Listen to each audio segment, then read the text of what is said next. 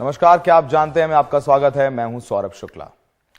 पिछले कई दिनों से आप टीवी पर, फोन पर कर्नाटक चुनाव में तमाम नेताओं के बयान सुन रहे होंगे। प्रधानमंत्री से लेकर गृह मंत्री तक कर्नाटक में चुनाव प्रचार कर रहे हैं। बजरंग बली से लेकर नमाज पर वाद विवाद हो रहा है। लेकिन जिस भारत देश में कर्नाटक राज्य में चुनाव जीतने के लिए सारे दल पूरा बल लगाए हुए हैं, उसी देश का एक राज्य मणिपुर भी है जो इस वक्त जल रहा है।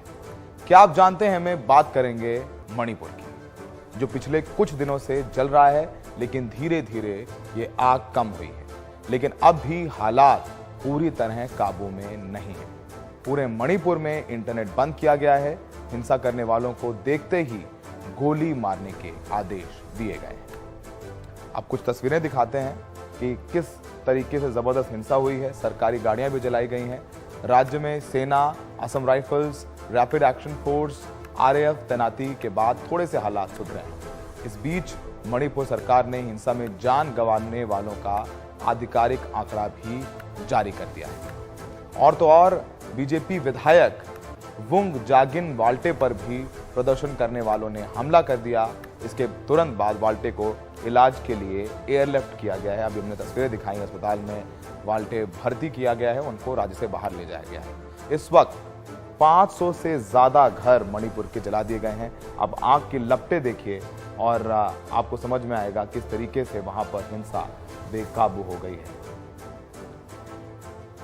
बताया गया है कि अलग अलग हिंसा की घटनाओं में कई लोगों की मौत हुई है और ये आंकड़ा 50 के पार भी हो सकता है और भी आगे जा सकता है। अभी तक आधिकारिक आंकड़ा तो कुछ बताया जा रहा है, लेकिन अनाधिकारिक तौर पर काफी ऊपर यह आंकड़ा जा सकता है। इस बीच इम्फाल घाटी में शनिवार को मार्केट और दुकानें खुली। साथ ही सड़कों पर भी कुछ वाहन नजर आए, आप देख सकते हैं। कुछ दुकानें खुली हैं, मेडिकल स्टोर में लोग जा रहे हैं, कुछ जो जरूरी चीजों की दुकान है वो खोल दी गई है। राज्य में सुरक्षा व्यवस्था भी चाक चौबंद दिखाई गई है, क्योंकि अब पूरा कंट्रोल है वो आर्मी ने अपने हाथ में ले लिया है। अब तक राज्य में सुरक्षा बलों के 10,000 से ज्यादा जवान तैनात हैं।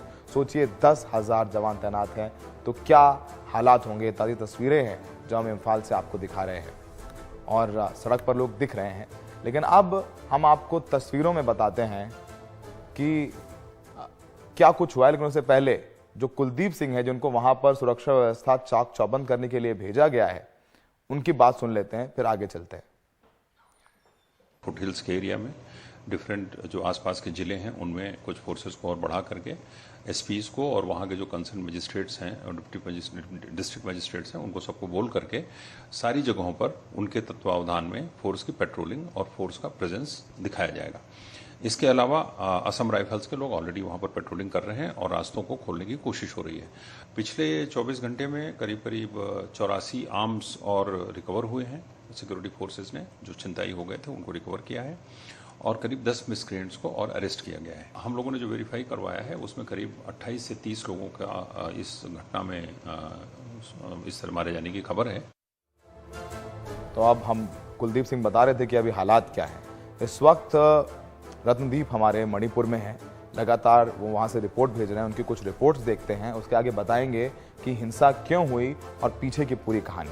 पहले रत्नदीप की रिपोर्ट देखिए। मणिपुर के काफ़ी इलाकों में कर्फ्यू चल रहा है। हम इस वक्त राजधानी इम्फाल में हैं। यहाँ पे आप देख सकते हैं सिक्योरिटी फोर्सेस के गाड़ी मूवमेंट कर रहे हैं, मगर इमरजेंसी में सिविलियन को भी मूवमेंट करने की इजाज़त दी जा रही है, क्योंकि इम्फाल में जो सिचुएशन है वो अब थोड़े इम्प्रूव्ड हो चुके हैं। यहाँ पे आप देख सकते हैं केंद्रीय जो सुरक्षा बल है, रैपिड एक्शन फोर्स, ये भी तैनात है और केंद्र सरकार ने जो सेंट्रल पैरामिलिट्री फोर्सेस को एयरलिफ्ट किया है। यहाँ पे आर्मी और असम राइफल फ्लैग मार्च कर रहे हैं। तो इस तरह से सिचुएशन के ऊपर काबू पाने की कोशिश की जा रही है और कुछ घटनाएं, छुटपुट घटनाएं इम्फाल और इसके आसपास के इलाके में हो रहे हैं, मगर चूड़ाचांदपुर जहां से ये जो वारदात है ये सब शुरू हुआ था, वहां पे पिछले 24 घंटे में वहां पे वारदात हुई है नए तरीके से। तो राज्य सरकार का ये कहना है कि ये जो पिछले कुछ दिनों में यहाँ पे जो हादसे हुए हैं, जो इंसिडेंट्स हुए हैं, इसमें लोगों की जान गई है। बहुत लोग इंजर्ड हैं, मगर कितने लोग मारे गए हैं या कितने लोग इंजर्ड हैं वो ऑफिशियल तरीके से अभी भी राज्य सरकार या फिर सिक्योरिटी फोर्सेस नहीं कह रही है। मगर जो फोकस है वो है शांति बहाल करना, शूट एट साइट ऑर्डर्स जारी हैं, तो इसका भी एक असर है। इसके बीच भी क्लैशेस हुए हैं। राज्य सरकार और केंद्र सरकार कोशिश में जुटी है कि ये पूरे जो तनाव है इसके ऊपर काबू पाया जाए। मगर सबसे बड़ी बात ये है कि मणिपुर में आखिर ऐसा क्यों हुआ, और इसका एक बैकड्रॉप भी है, क्योंकि मणिपुर की अगर बात करें तो एक मल्टी एथनिक सोसाइटी है, 35 कम्युनिटीज़ हैं। इसमें से सबसे बड़ा कम्युनिटी जो मेजॉरिटी है वो मैतेई हैं, जो कि यहाँ पे इम्फाल वैली और इसके आसपास के इलाके में रहते हैं। मगर इम्फाल में जो दूसरे कम्युनिटीज़ हैं, जो ट्राइबल कम्युनिटीज़ हैं जैसे कुकी, नागा, वो भी रहते हैं। मगर जो ट्राइबल कम्युनिटीज़ है उनका दबदबा या फिर उनका डोमिनेशन जो हिल एरियाज़ हैं मणिपुर में, उन एरियाज़ में है। और मणिपुर की अगर ज्योग्राफी की बात करें तो 90% के करीब इलाका ट्राइबल इलाके में पड़ता है, जहाँ पे कि मैते लोग लैंड नहीं खरीद सकते हैं, और बाकी जो इलाका है वो वैली रीजन जो कि इम्फाल वैली के आसपास है। और ये हिल और वैली का डिवाइड बहुत पुराना है। इसके पहले भी मणिपुर में एथनिक कॉन्फ्लिक्ट हुए हैं, झड़प हुई है एक कम्युनिटी दूसरे कम्युनिटी के बीच। इस हफ्ते के पिछले हफ्ते भी चूराचांदपुर में कुछ घटनाएं घटी, आगजनी की घटनाएं घटी। सीएम वहाँ जाने वाले थे, एक प्रोग्राम था, और इसके बीच वहाँ पे घटना घटी। और इसके बाद पिछले कुछ दिनों से पहले चूराचांदपुर, इसके बाद इम्फाल, मोरे, बिष्णुपुर डिस्ट्रिक्ट, राज्य के बहुत इलाकों में यहाँ पे वारदात हुई। और अभी जो पहल है कि राज्य में किस तरह से शांति फिर से स्थापित की जा सकती है। इम्फाल से रत्नदीप चौधरी, एनडीटीवी इंडिया। तो रत्नदीप ने जमीन से वो तस्वीरें दिखाई हैं। अब हम आपको बताते हैं कि मणिपुर में हिंसा की वजह क्या है। इसके पीछे दो वजहें बताई जा रही हैं। पहली वजह, यहां पर मैतेई समुदाय का एसटी दर्जा देने की बात। ये जो मैतेई समुदाय है ये बहुसंख्यक समुदाय है, इनको अनुसूचित जनजाति दर्जे का विरोध किया जा रहा है। कुकी और नागा समुदाय एसटी दर्जा देने का विरोध कर रहे हैं। कुकी नागा समुदाय एसटी दर्जा देने का विरोध कर रहे हैं, और कुकी नागा समुदाय के पास आजादी के बाद से आदिवासी दर्जा है, जिसकी मांग अब मैतेई समुदाय भी कर रहा है। लेकिन कुकी और नागा का कहना है कि मैतेई तो बहुसंख्यक हैं, तो इनको ये दर्जा कैसे दिया जा सकता है। सरकारी भूमि सर्वेक्षण ये भी एक बड़ा कारण है। राज्य की बीजेपी सरकार आरक्षित वन क्षेत्र खाली करवा रही है, और आदिवासी ग्रामीणों से आरक्षित वन क्षेत्र खाली करवाया जा रहा है। और जो कुकी समुदाय सर्वेक्षण और अभियान का विरोध कर रहा है, तो कुकी इस वजह से ज्यादा नाराज है, और मैतेई से भी इनकी दुश्मनी है, क्योंकि ये विरोध कर रहे हैं कि उनको दर्जा आदिवासी जनजाति का नहीं दिया जा सकता, क्योंकि वो बहुसंख्यक हैं। अब हम आपको दिखाते हैं पहले दिन की तस्वीर, जब ये पूरी हिंसा शुरू हुई। हिंसा शुरू हुई 3 मई को। यहां पर प्रदर्शन चल रहा था, आप देख सकते हैं प्रदर्शन चल रहा है यहां पर, और इसी प्रदर्शन में हिंसा शुरू हो गई, आगजनी और हंगामा शुरू हो गया। अब दूसरे दिन चलते हैं, जब प्रदर्शन देखा, आप देखिए आगजनी दूसरे दिन 4 मई को आप देख सकते हैं गाड़ी जल रही है, और मैतेई और कुकी समुदाय में ये झगड़ा शुरू हो गया। अब बात करते हैं अगले दिन की, 5 मई को जब हालात खराब हुए तो वहां पर आर्मी पहुंची। आप आर्मी को देख सकते हैं कि आर्मी पहुंच गई, और वहां पर उसने मोर्चा संभाला और लोगों को शिफ्ट किया गया। 10,000 से ज्यादा लोग शिफ्ट किए गए। और अब 5 मई की रात आपको बताएं, राजस्व सेना, भारतीय राजस्व सेवा के अधिकारी लेट मिथांग की भीड़ ने हत्या कर दी है। ये IRS ऑफिसर हैं, इनको घर से निकालकर इनकी हत्या कर दी गई है। ये कल देर रात हत्या की गई। तो हमने आपको 4 तस्वीरों के जरिए समझाया है। हमारे साथ सुहास चकमा साहब हैं, जो कि इस पूरे इलाके को अच्छे से समझते हैं। चकमा साहब, बहुत बहुत शुक्रिया हमसे बात करने के लिए, हमारे साथ जुड़ने के लिए। सर, अब ये बताइए कि कैसे अब हालात सुधरेंगे, और अभी क्या रिपोर्ट्स आ रही हैं, और इस हिंसा के पीछे की वजह क्या है? क्या पहले भी जो मैतेई समुदाय और कुकी के बीच लड़ाइयां होती रहती थी? मेरे ख्याल से अभी जो स्थिति है, सबसे बड़ा जो चैलेंज है वो है ह्यूमैनिटेरियन क्राइसिस। बहुत सारे जगह पे लोग फंसे पड़े हुए हैं जहाँ पे सिक्योरिटी फोर्सेस पहुंच नहीं पा रहे हैं, और लॉ एंड ऑर्डर सिचुएशन इतना खराब है तो ह्यूमैनिटेरियन जो असिस्टेंस है वो पहुंचा नहीं पा रहा है। और सबसे ज्यादा दुख की बात है कि सरकार की तरफ से, वो स्टेट गवर्नमेंट हो या सेंट्रल गवर्नमेंट, कोई बात किया नहीं जा रहा है जिसमें सिचुएशन को आप हीलिंग कर सकते हैं। और जबकि ये जो शेड्यूल्ड ट्राइब्स स्टेटस देने का या नहीं देने का एक सिंपल सा इशू है, जो प्रोसीड्यूर है उस प्रोसीड्यूर का हिसाब से भी there has to be some kind of social studies, sociological study. उसी का बेसिस पे अगर रिकमेंडेशन आता है कि मेइटी कम्युनिटी क्वालिफाइड है तभी वो एक्सेप्ट किया जाएगा, अगर क्वालिफाइड नहीं है तभी एक्सेप्ट नहीं किया जाएगा। अगर आप सुप्रीम कोर्ट का जजमेंट देखते हैं जाट एजुटेशन के बारे में, जिसमें खुद रंजन गोगोई ने जजमेंट दिया था कि अगर बिना स्टेटस का आप ऐसे किसी को शेड्यूल ट्राइब स्टेटस दे देते हैं तो इलीगल है। तो इस टाइम पे सरकार को बात जो करनी चाहिए कि आप लोगों को समझाओ कि इस विषय पे कोई निर्णय नहीं हो रहा है, तो इस जिस विषय पे निर्णय नहीं हुआ है उस विषय पे कोर्ट का जो भी डायरेक्शन है उसको गलत समझ के इस लेवल पे उतारना कोई जरूरी नहीं है। लेकिन इसमें कोई स्टेट सरकार के पॉलिटिशियन हो और जो सेंट्रल गवर्नमेंट की तरफ से प्राइम मिनिस्टर हो या होम मिनिस्टर हो, कोई बात नहीं कर रहा है। एज इफ आप खाली वहां पे सिक्योरिटी फोर्सेस भेजेंगे सिचुएशन नॉर्मल पे आ जाएगा, लेकिन ये बात नहीं है क्योंकि मणिपुर में हिली एरियाज और जो प्लेन एरियाज है कंप्लीटली डिवाइडेड है।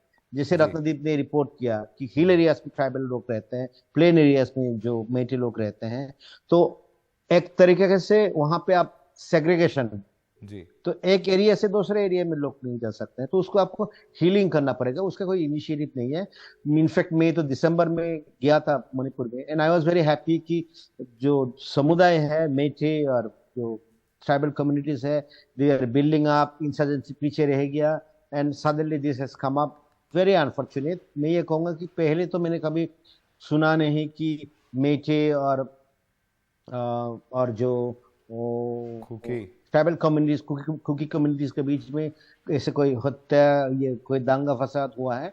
93-94 में कुकी और नागाओं के बीच में हुआ था, लेकिन पर्टिकुलर जो मेटे कम्युनिटीज है उसमें ऐसे कुछ नहीं हुआ था। तो ये दुख की बात है कि सरकार अभी स्पष्ट नहीं कर पा रहा है कि कैसे हीलिंग टच दिया जाए। सर अभी तो देखिए सरकार की भी ऐसा लगता है प्रायोरिटी है कि पहले कंट्रोल में सिचुएशन लाई जाए, जो वायलेंस हो रही है, जो हिंसा हो रही है उसे कंट्रोल में किया जाए। बैक चैनल जब ऐसे मामले होते हैं, जब दो कम्युनिटीज आपस में आ जाती हैं, और हमें अगर बात करें कि मणिपुर है, दिल्ली से काफी दूरी है, तो जो दिल्ली से दूरी है काफी वो नजर आती है, क्योंकि आप देखेंगे कि जरूर कल गृह मंत्री थे दिल्ली में, उन्होंने अपनी जो कर्नाटक की इलेक्शन रैलीज थी वो कैंसिल कर दी थी, लेकिन आपको लगता है थोड़ा सा और सीरियसली लेना चाहिए?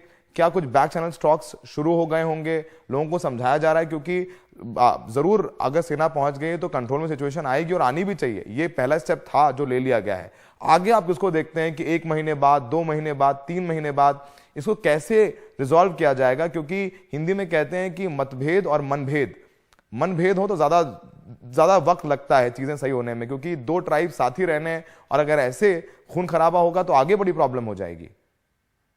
मेरे ख्याल से सेंट्रल गवर्नमेंट को खाली प्रोसेस समझा देना चाहिए कि जो इम्फाल हाई कोर्ट ने जो डायरेक्शन दिया है कि एक पिटीशन है, उसने कहा कि एसटी कमीशन को आप रिकमेंडेशन भेजो, अगर इनको दे सकता है नहीं दे सकता है आप उसके बारे में निर्णय ले।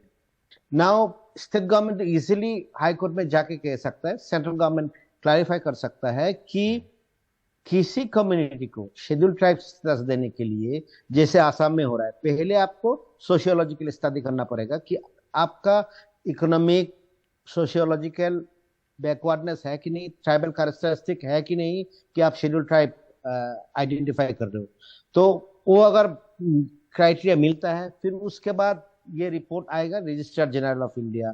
रजिस्ट्रार जनरल ऑफ इंडिया अपने ओपिनियन लेके national commission for scheduled tribes पे भेजेंगे। National commission for scheduled tribes एक ओपिनियन फॉर्म करेगा, तब मिनिस्ट्री ऑफ ट्राइबल अफेयर्स को भेजेगा। मिनिस्ट्री ऑफ ट्राइबल अफेयर्स पूरा कैबिनेट में प्लेस करेगा।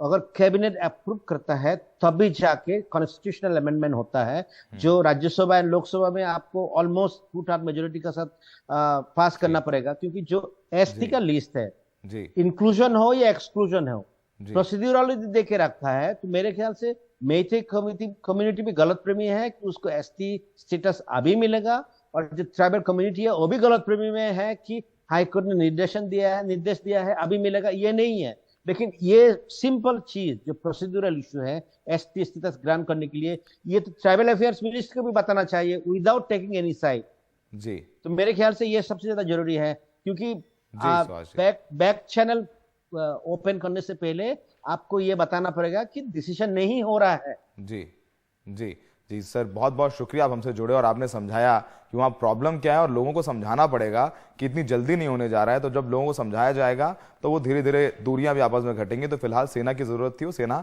वहां पर पहुंच गई है। वक्त है, क्या आप जानते हैं, मैं एक ब्रेक का, ब्रेक के बाद इसी विषय पर कुछ और तथ्य और बैकग्राउंड। जाइएगा नहीं कहीं।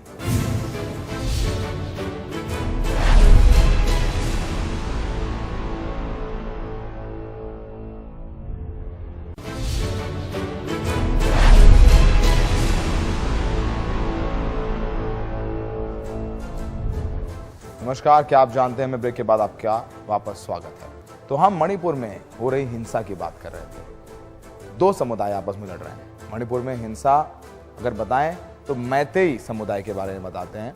सबसे बड़ा समुदाय है, राज्य की आबादी का आधा। संविधान में अनुसूचित जाति का दर्जा नहीं दिया गया है और ये मांग कर रहे हैं कि इन्हें अनुसूचित जाति का दर्जा दिया जाए। यही लड़ाई की वजह है। राज्य के घाटी और मैदानी इलाकों में बसा राज्य के 10% भूभाग पर बसे मैतेई विशिष्ट सांस्कृतिक पहचान और विरासत और बोली है इनकी, और ये मैदानी इलाके में रहते हैं और सबसे ज्यादा हैं, और ये मान कर रहे हैं कि इनको जो एसटी जनजातीय का दर्जा दे दिया जाए। मणिपुर में जो बाकी हैं, जो हिंसा हो रही है, नागा, जोमी, कुकी और जो अन्य जनजातियां हैं, वो इसका विरोध कर रही हैं कि जो मैतेई हैं उन्हें इसका दर्जा नहीं दिया जाए। कुल मिलाकर राज्य की आबादी के आधे में मैतेई समुदाय है। राज्य के पर्वतीय इलाकों में निवास करते हैं। राज्य के भूभाग के 90% पर निवास है। सबकी विविध सांस्कृतिक पहचान है, विरासत है और अपनी बोलियां हैं।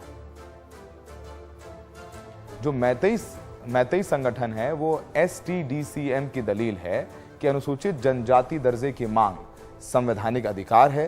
स्थानीय समुदाय हितों की संवैधानिक सुरक्षा चाहिए। बाकी जनजातियों के संसाधनों पर कब्जे की मंशा बिल्कुल नहीं है। हम मणिपुर के सबसे पुराने स्थानीय समुदाय हैं। अपने ही राज्य में हम बाहरी लोगों की तरह हो गए हैं। घाटियों में कोई भी रहने के लिए आ सकता है। 1951 में आबादी के 59%, 2011 में 44%, 1901 में माफ कीजिएगा, हमें मुख्य आदिवासी समुदाय माना गया। 1931 में हमें हिंदू आदिवासी समुदाय माना गया। हमारी विशिष्ट पहचान है, भाषा है और हम इसे बचाने पर जोर दे रहे हैं। 1950 में हम अनुसूचित जनजाति की लिस्ट से बाहर कर दिए गए। मणिपुर में हिंसा विरोध करने वाले संगठन ATSUM की यह दलील है कि मैतेई समुदाय की अनुसूचित जनजाति के दर्जे की मांग पूरी तरीके से गलत है। पर्वतीय जिलों की जनजातियों के संसाधनों को छीनने की साजिश की जा रही है। हमारे अधिकार संविधान के अनुच्छेद 371C के तहत सुरक्षित है। MLR एंड LR एक्ट 1960 के सेक्शन 158 के तहत हमारे अधिकार सुरक्षित हैं। आदिवासियों की जमीन गैर आदिवासियों को नहीं दी जा सकती है। मैदानों में रहने वाला मैतेई समुदाय पहले से ही काफी आगे है। तो मैतेई समुदाय राज्य की कुल आबादी के 60% से ज्यादा है। मैतेई समुदाय को जनजाति का दर्जा मिलना गलत होगा। बाकी आदिवासियों के संवैधानिक कानूनी बचाव खत्म होंगे। तो ये हमने बताया कि मैतेई समुदाय क्या चाहता है और जो उसका विरोध कर रहे हैं वो क्या चाहते हैं। एक चाहता है कि उन्हें अनुसूचित जनजाति के अंदर आरक्षण दे दिया जाए, जो बाकी समुदाय है वो इसका विरोध कर रहे हैं, इसीलिए वहां पर हिंसा हो रही है। वक्त है एक ब्रेक के बाद एनडीटीवी में खबरों का सिलसिला जारी रहेगा।